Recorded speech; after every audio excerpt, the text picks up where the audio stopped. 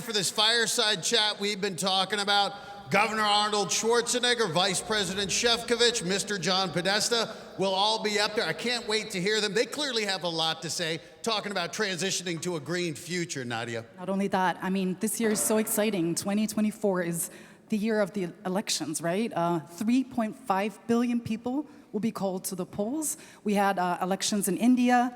There are crucial elections coming up in France and in the UK.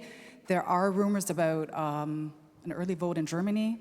We, for sure, in Austria will go to the polls in September, and then Well, you're talking about America? Is there something going on there? I think so. I don't know. I think so. November, the election that the whole world is going to watch, and I think we'll hear about that in a few minutes as well, right? Well, it's going to be fascinating. Clearly, there's so much to talk about, some big issues that I think they'll be addressing. Obviously, the European Green Deal, and of course, what's going on with this American Inflation Reduction Act. And we saw all three speakers. I think the gloves are off today, Nadia, and I love hearing it, all of them. That's what this conference is all about. It's not about the talk, it's about action, motivating people to get off their butts. A little kick in the ass. Sometimes that's what people need, Nadia. You guys like saying kick in the ass. We're not used to It's that. very American. If you've ever watched any of Arnold's movies, he's either punching them in the face or giving them a swift kick in the ass. And I think I heard the F word as well.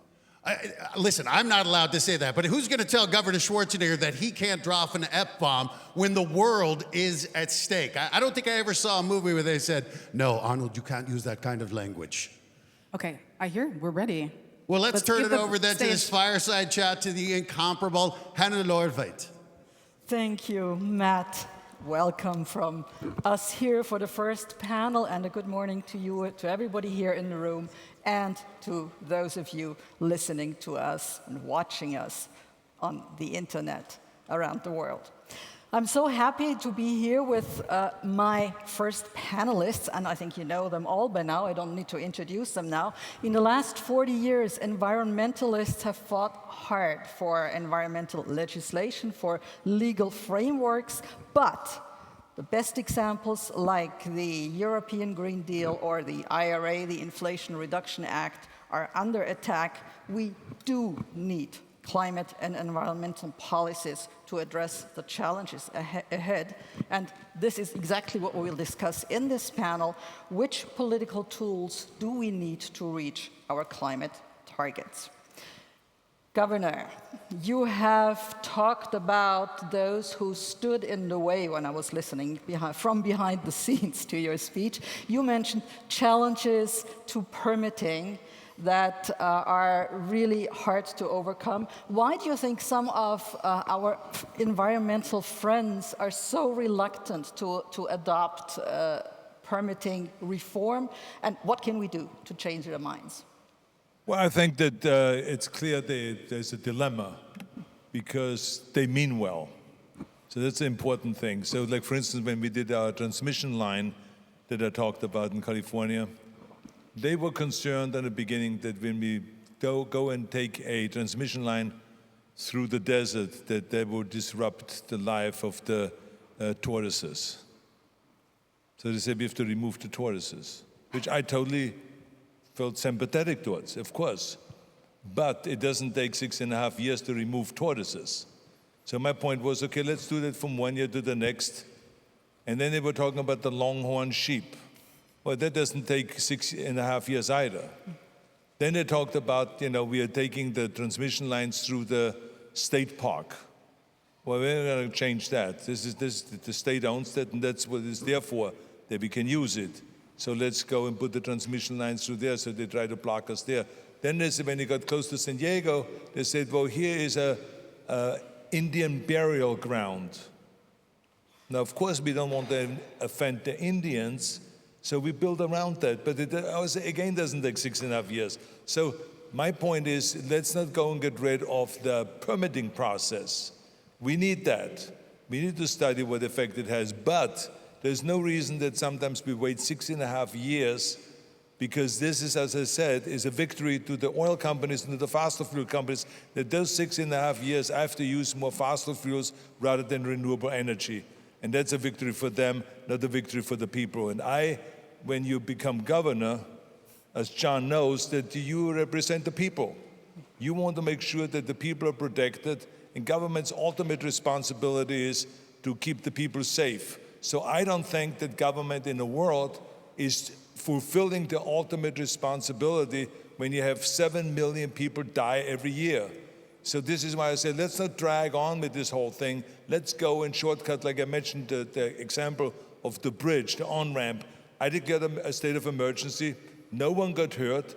23 days later, or 26 days later, we had the bridge finished, and there's 280,000 people could use the bridge again and the on-ramp again. So I'm just saying, let's speed it up and let's not try to derail each other here with the ultimate goal, which is to turn the world green as quickly as possible.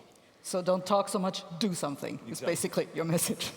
Mr. Podesta, you are the President's advisor on clean energy, or the climate czar, as the governor has called you. The Inflation Reduction Act is actually a landmark environmental law. It does not only affect the United States, it affects the world. How is its impact, or how does it impact the world? Well, I noted that a little bit in my speech. We're making massive investments across every emitting sector in the United States. Again, not just power and transportation, but industry and in agriculture and forestry, in buildings. That's producing a cycle of investment and innovation that is a powerful driver of cost reduction that has world application. So as we invest in the United States in new technology for green hydrogen, for example, that will have the effect of reducing that cost worldwide. Those technologies will be, as the Executive Vice President noted in his statement, those working together, collaborating, building secure, friendly supply chains will make it possible to accelerate the pace of investment and put people to work in good jobs while reducing our emissions overall. How do we get it to the local level, to local communities, to the people? You know, I think one of the interesting features of the American law is that it's largely built around tax support for private sector investment. There's a significant amount of grant support to attack environmental justice problems around the country, but mostly it's in the tax code. But with features which give bonuses to companies that are doing the right thing, investing in disadvantaged communities, investing in traditional energy communities, investing in their workers by paying a literally 5x bonus if you pay prevailing wage and use certified apprentices. What's the effect of that? 75% of that investment is going to counties in the United States now with less than medium wage in their populations. So those investments are being broadly spread north, south, east, west, and they're particularly going to the communities that have often felt really left out by policymakers in Washington. And I think that's a great success of the bill. And they really do need it. Yes. Mr. Šefčovič, you talked about the European Green Deal. You called it top-notch legislation. How does it affect Europe, and how does it make its impact worldwide, or how will it make its impact worldwide? I would come back to Arnold's word in his introductory remarks. You need an inspiration. So we believe that what is considered by many the most comprehensive legislative framework for the green transition, the European Green Deal, serves that purpose to inspire us in Europe, but we also want to project these positive examples to others, because I think we share the same goal. I mean, we in Europe, I believe we share it also with the United States of America, want to be climate neutral by the mid-century. Other countries have a little bit different, maybe less ambitious goal, but I think that the inspiration for climate neutrality, for clean environment, for, of course, healthier lives of our people on the planet is clearly there. And I also totally agree with you, Arnold, when you said that when you feel that that pain, that it starts hurts, so then the proof that you are actually achieving the result. And we are, I think, at this stage in Europe. We have seen it also in the recent European election. And therefore, I mean, it's very clear that we cannot take the support for our green policies for granted. We've been in a privileged position in Europe for many, many years, and I was always proud traveling the world and telling to everyone that, you know, we have a strong support of our young people, our population, of our business leaders for the green and climate policies. Now I feel we have to re-engage. We have to talk more with our young people, we have to talk more to the business leaders, and we have to find the new ways how to overcome these obstacles which are clearly there. One is clearly permitting. When I was having one discussions with the NGO sector exactly about this topic, I mean, I got very good advice from one Italian lady. She told me, you know, you have to transform this NIMBY, not in my neighborhood, into PIMBY. Please, in my neighborhood. And I said, and how can I do that? So, I mean, you have to involve more people, you know, issue the shares, make them, you know, make it attractive for the region, for the county, for the village, that they would be part of that success. They would not only have that worry, you know, there will be kind of big infrastructure built here, and we would not have anything with that. So, I mean, that's, I would say, the one example. And second, very, very clearly, is the financing. I think that we are kind of hitting the outer boundaries, how much you can achieve and accomplish with public funding. We in Europe, we have 1.2 trillion euros for 7 years. That's roughly our budget. I would say roughly half of it goes to green and digital purposes, but we need trillions, as John has said, and we can only accomplish that if we would do the better leveraging, if we would involve European Investment Bank, World Bank, national promotional banks, and when we would create this business case for the business leaders that they are not doing, I would say, this investment because it's required by the regulation, but because it's good business, because it's conducive for the business case, and I think that all this clearly will have to be done in the next couple of years. Let me just throw one final question to all of you, and I'd like to ask you for a quick answer there, for a short answer there. You have all been fighting for the environment, all three of you. What gives you hope? What keeps you going? Governor. Well, I think that as soon as we comb through all the crap, I think that we can really make major moves. What I'm trying to do is I'm trying to make people understand that you can have all the knowledge in the world, but if there's something dysfunctioning in your brain, you're not capable of following through. Because, I mean, I go around and I say, like in California is a perfect example. I said, okay, we have now this huge success with solar, but they said, well, it's very dangerous actually, solar, because it comes online when the sun shines and then all of a sudden it's gone.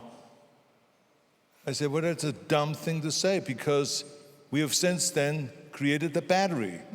So now what you do is, instead of having a million solar roof initiative that I organized in California, so we have a million solar roofs over a period of 10 years, you organized a million battery initiative, and you go and place batteries in the homes so it evens it out, so that you can then you can kind of charge up the battery at night when the energy is cheap, and then in the daytime you have it then so you can use it. And then if you have extra energy because of solar, you can put it back on the grid and you get money in return. But don't come to me and say, oh, it's very difficult. The most important thing is that we should not ever hear in any kind of a thing we do is, this is very difficult. I don't give a shit. You know, because I've gone through the gym.